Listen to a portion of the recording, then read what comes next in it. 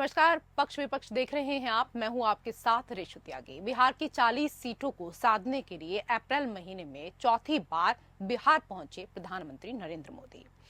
एक और बिहार की 5 सीटों पर दूसरे चरण की वोटिंग हो रही थी। वहीं पीएम मोदी बिहार के अररिया और मुंगेर में चुनावी जनसभा कर विपक्षी गठबंधन के खिलाफ आरोपों की झड़ी लगा रहे थे। पीएम मोदी ने एनडीए सरकार की उपलब्धियों को जनता के सामने रखा तो आरजेडी कांग्रेस की नाकामियों को गिनाया।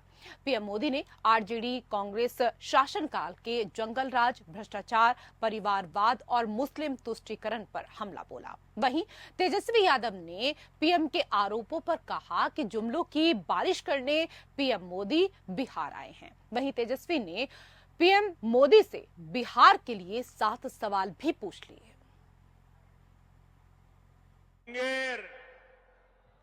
बेगूसराय और खगड़िया भी एक स्वर से कह रहा है, फिर एक बार, फिर एक बार, फिर एक बार।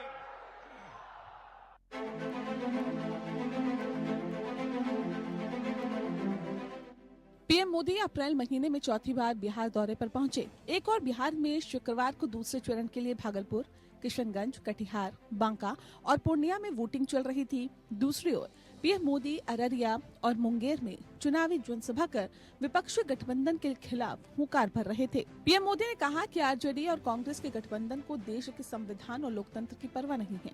ये वो लोग हैं जिन्होंने दशकों तक बैलेट पेपर के बहाने बिहार की जनता का अधिकार छीना। पोलिंग बूथ और बैलेट पेपर लूट लिए जाते थे। लालटेन वाले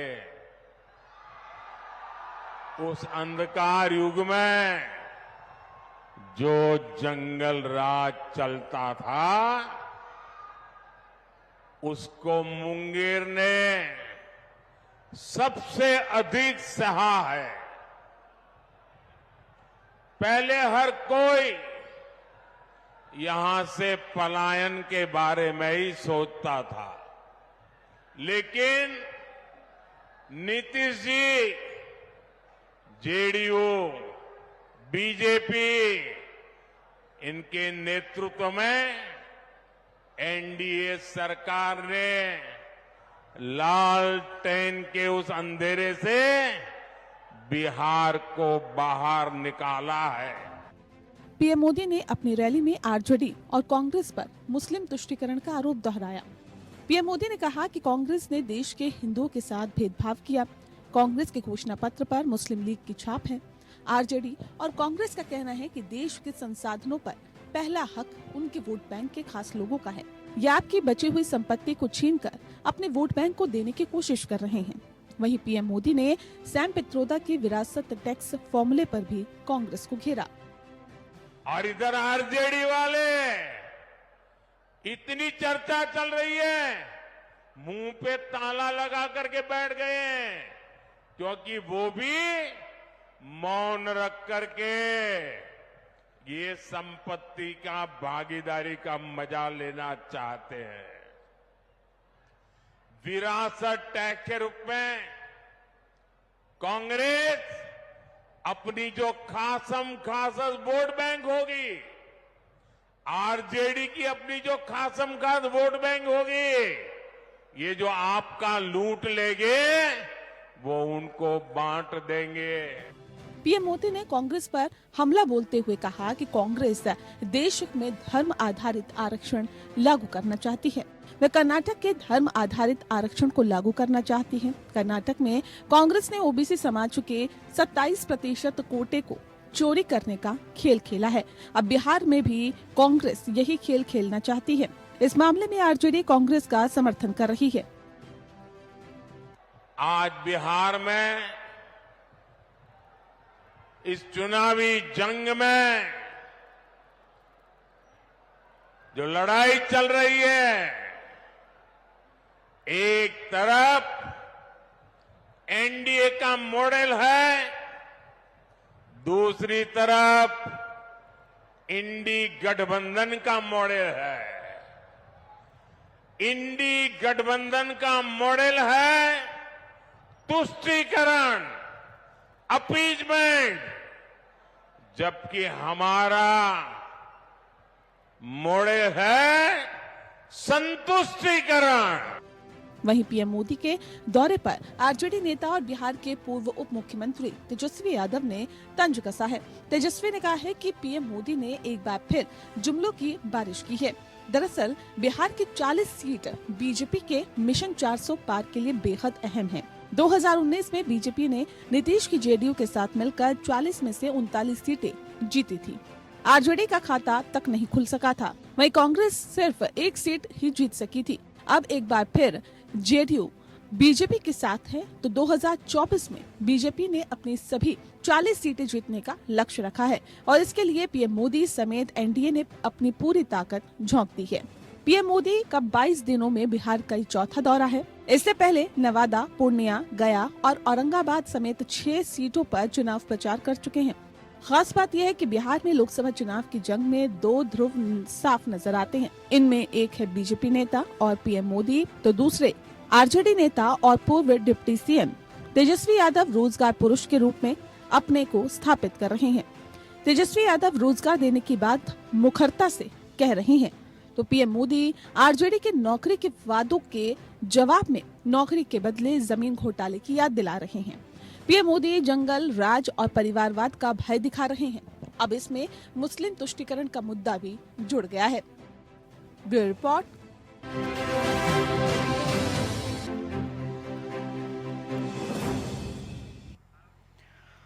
तो तेजस्वी यादव ने जहां प्रधानमंत्री नरेंद्र मोदी के ऊपर निशाना साधा, तो वहीं प्रधानमंत्री नरेंद्र मोदी आरजेडी और कांग्रेस दोनों के ऊपर निशाना साधते हुए नजर आए। इसके साथ ही तेजस्वी यादव ने कहा कि प्रधानमंत्री एक बार फिर जुमलों की बारिश करने के लिए बिहार में पहुंच गए हैं। तो प्रधानमंत्री नरेंद्र मोदी ने कहा कि लालटेन युग में चलता था जंगल राज। इसी को लेकर करेंगे पक्ष विपक्ष में चर्चा। कई विशेष अतिथि पैनल में हमारे साथ जुड़ चुके हैं, उनका परिचय आपके साथ करा देते हैं।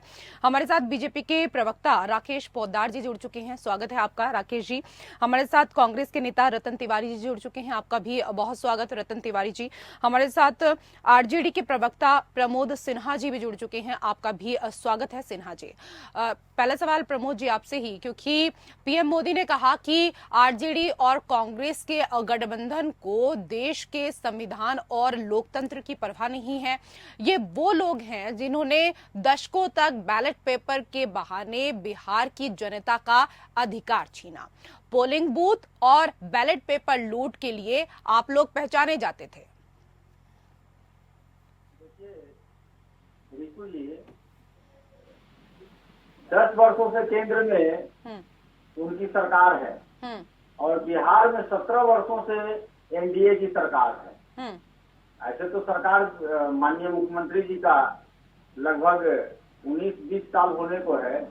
उसमें एक बार 17 महीना और एक बार 20 महीना हम लोगों के साथ महागठबंधन में। इतने लंबे अवधि तक सरकार में रहने के बाद जनता के बीच इनको अपने किए हुए कामों को गिनाने का के लिए कुछ भी नहीं है।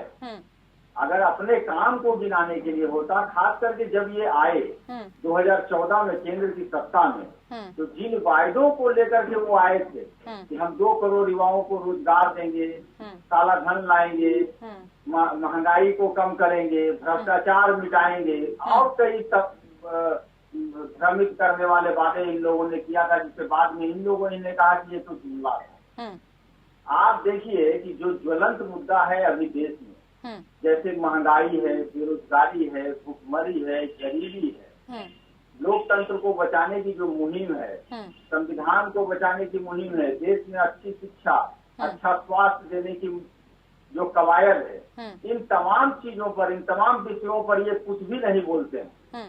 लेकिन बोलते क्या है, जो ये करते नहीं है, जो जिन चीजों को इनको करने की जरूरत है उन पर वो गौर हो जाते हैं और वैसे मुद्दे ले आते हैं जो देश की जनता के लिए प्रासंगिक ही नहीं।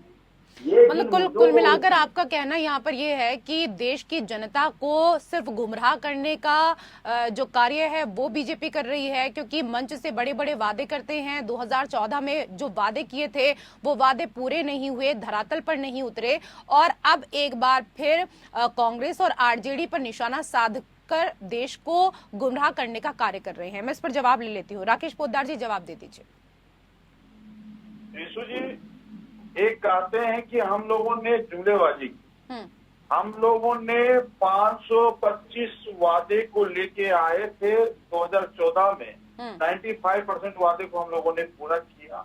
उसके बाद 2019 में 235 वादे को लेके आए, 224 वादे को हम लोगों ने पूरा किया। ये ऋषु जी बहुत अच्छा प्रश्न आपका रहा। ऋषु जी, आज मैं इनसे पूछना चाहता हूं कि देश के अंदर लोकसभा का चुनाव हो रहा है, लेकिन तेजस्वी प्रसाद जी अपना घोषणा पत्र ले आते हैं बिहार के अंदर, उत्तर प्रदेश में अखिलेश प्रसाद यादव जी अपना घोषणा पत्र लेके आते हैं, दिल्ली के अंदर अरविंद केजरीवाल जी अपना घोषणा पत्र लेके आते हैं। तो पूछिए, इसकी जनता को ठगने का काम ये कर रहे हैं कि हम लोगों में कर रहे हैं? चाहे ममता बनर्जी जी की बात कर लीजिए, लोकसभा का चुनाव है, इंडी गठबंधन जो एक साथ है, अगर एक संकल्प पत्र उनका होना चाहिए, घोषणा पत्र होना चाहिए। अच्छा, ठीक है, आपका कहना है कि जो इनका संकल्प पत्र है, जो मैनिफेस्टो है, वो एक होना चाहिए था। मैं इस पर जवाब ले लेती हूँ।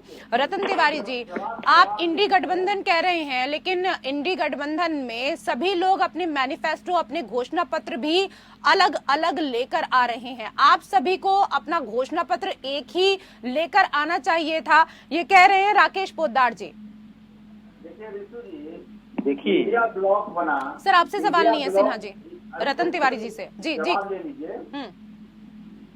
आवाज आ रही है? हाँ, आपकी आवाज मिल रही है सर, आप ही से सवाल है मेरा। जी हाँ, इंडिया ब्लॉक जो बना, इंडिया ब्लॉक में सिन्हा जी आपसे सवाल नहीं है, सिन्हा जी आपसे सवाल नहीं है, रतन तिवारी जी से सवाल है। जी, मैं जवाब देता हूँ। जी, देखिए, भारतीय जनता पार्टी कांग्रेस पार्टी के घोषणा पत्र से पूरी तरीके से घबरा गई है। मैं अभी मुंबई में एक जगह बैठा हुआ था, एक परिवार के बीच में। उस परिवार के बीच में भी महिलाएं अब 1 लाख रुपए की चर्चा करने लगी और वो कह रही हैं कि कांग्रेस पार्टी की सरकार बनने वाली है और हम महिलाओं को 1 लाख रुपए सालाना मिलने वाले। तो कांग्रेस पार्टी ने तो मैनिफेस्टो जो दिया है वो मैनिफेस्टो नहीं है, वो न्याय घोषणा पत्र है। राहुल गांधी जो लगभग पूरे भारत का भ्रमण किया, पैदल पूरे भारत को नापकर, करोड़ों लोगों से मिलकर जो मंथन करके जो मैनिफेस्टो बनाया है, एक वरदान साबित होने वाला है। अच्छा, मैं एक सेकंड के लिए, एक सेकंड आपको यहाँ पर रोकना चाहूंगी। रतन तिवारी जी, आप कह रहे हैं कि आपके मैनिफेस्टो को पढ़कर बीजेपी पूरी तरीके से डर गई है, घबरा गई है और इस वजह से बौखलाहट में इस तरह की वो बयान दे रही है। लेकिन मल्लिकार्जुन खड़गे तो कह रहे थे कि मैं प्रधानमंत्री से मिलना चाहता हूँ, उन्होंने बाकायदा चिट्ठी भी लिखी है और वो आपके मैनिफेस्टो की एक कॉपी प्रधानमंत्री को देना चाहते हैं, क्योंकि वो कह रहे हैं कि बीजेपी वालों ने मैनिफेस्टो पढ़ा ही नहीं है, अगर पढ़ते तो जनता को गुमराह करने की इस तरीके से कोशिश नहीं करते। आप कह रहे हैं कि मैनिफेस्टो पढ़कर घबरा गए हैं लोग।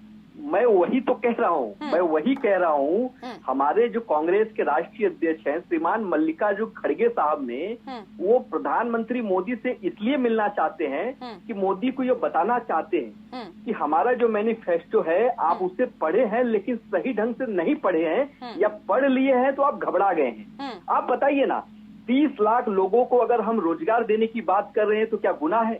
अगर हम गरीब महिलाओं को 1 लाख रुपए प्रति वर्ष देने की बात कर रहे हैं अपने मैनिफेस्टो में, क्या वो गुनाह है? हम किसानों के लिए अगर एमएसपी का कानून बनाने जा रहे हैं तो क्या वो गुनाह है? क्या हम इस देश के किसानों की, नौजवानों की, महिलाओं की बात कर रहे हैं तो क्या गुनाह है? देश में अटक से कटक तक, कश्मीर से कन्याकुमारी तक महंगाई, बेरोजगारी चरम पे है। 40 करोड़ लोग, ईश्वर जी, 40 करोड़ लोग गरीबी रेखा से नीचे चले गए हैं। आज ये प्रधानमंत्री इतना बौखला गया है, वो डर रहा है कि हमारी सरकार चली जाएगी। आखिर कारण क्या है कि 80 करोड़ लोगों को 5 किलो राशन देना पड़ रहा है इस देश में। सिर्फ मछली, मटन, ठीक है चिकन सर, की बात हो रही है। आप तो मैनिफेस्टो की यहाँ पर बात कर रहे हैं, लेकिन प्रधानमंत्री कह रहे हैं कि इंडी गठबंधन महिलाओं, आदिवासियों और गरीबों के खिलाफ खतरनाक कानून लाना चाहता है। कांग्रेसियों ने महिलाओं का मंगलसूत्र, आदिवासियों के गहने, हर किसी की प्रॉपर्टी जांच कराने का ऐलान किया है और इसके लिए कांग्रेस के शहजादे विदेश से एक्सरे मशीन लाए हैं और वो पूरे देश में एक्सरे करेंगे। कांग्रेस का इरादा सभी का पैसा, सोना, चांदी, जमीन कब्जा करने का है और ये बातें वो लगातार कई मंचों से दोहरा चुके हैं। जिस तरीके से वो बयान दे रहे हैं, ऐसे में चुनावों में कहीं ना कहीं आपको सर इसका नुकसान भी हो सकता है। रितु जी, बिल्कुल नुकसान नहीं हो रहा है। प्रधानमंत्री जी की भाषा आप देखिए, 2014 में क्या बोलते थे, 2019 में क्या बोलते थे, लेकिन उनके चेहरे पे जो पसीने छूट रहे हैं, जो सिकन हो रही है, जो इधर उधर दाएं बाएं देख के बात कर रहे हैं, वो घबराहट है। सर गर्मी का मौसम है, पसीने तो सभी को आते हैं। सुनिए ना, एक सेकंड में क्लियर करता हूँ। राहुल गांधी जी ने स्पष्ट भाषण दिया है, हमारी सरकार बनते ही एक्सरे किया जाएगा, एक्सरे करके अमीरों के जेब का पैसा हम गरीबों के जेब में डाल देंगे।